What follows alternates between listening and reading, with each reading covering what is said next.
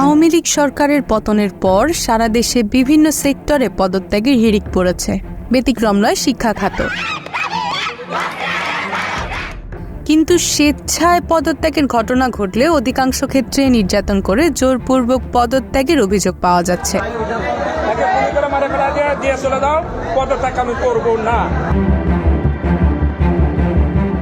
বৈষম্য বিরোধী ছাত্র আন্দোলনে যেসব শিক্ষকেরা সরাসরি সমর্থন দেননি সেসব শিক্ষকদের প্রতি শিক্ষার্থীদের এমন অমানবিক আচরণ। বিভিন্ন শিক্ষা প্রতিষ্ঠানে দেখা যাচ্ছে শিক্ষার্থীরা শিক্ষকদের অফিস কক্ষ ঘেরাও করে পদত্যাগের দাবি করছে। এছাড়াও এমন সব ভিডিও সামাজিক মাধ্যমগুলোতে দেখা যাচ্ছে যেখানে শিক্ষকদের সাথে হাতাহাতি পর্যায়ে চলে গিয়েছেন শিক্ষার্থীরা। এইসব আচরণ শিক্ষার্থীদের মানবিক মূল্যবোধের চরম অবক্ষয়ের পরিচয় প্রদান করে। এতে করে অনেক শিক্ষকের মধ্যে এখন ভয় এবং আতঙ্ক বিরাজ করছে।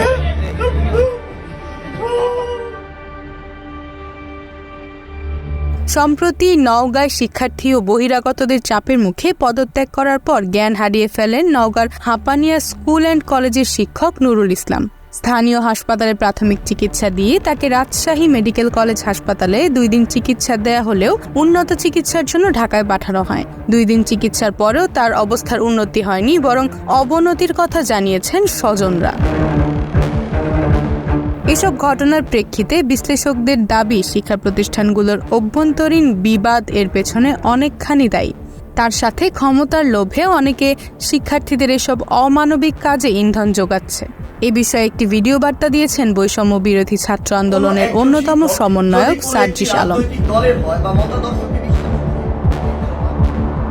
যেখানে তিনি বলেছেন, কোনো শিক্ষক যদি কোনো নির্দিষ্ট রাজনৈতিক দলের হয়ে শিক্ষার্থীদের নির্যাতন অথবা হামলা করে তাহলে তাদের বিরুদ্ধে আইনি ব্যবস্থা নেওয়া হোক।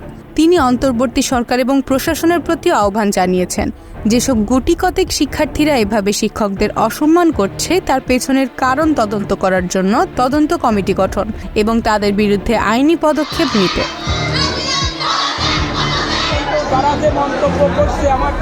কয়েক বছর আগেও আমাদের সমাজের চিত্র এমন ছিল না। শিক্ষক বলতেই তিনি সর্বজন সম্মানিত ব্যক্তিত্ব। শিক্ষা যদি জাতির মেরুদণ্ড হয় তাহলে শিক্ষক হলেন জাতি গঠনের কাণ্ডারি। তার সাথে কেন এমন বিরূপ আচরণ?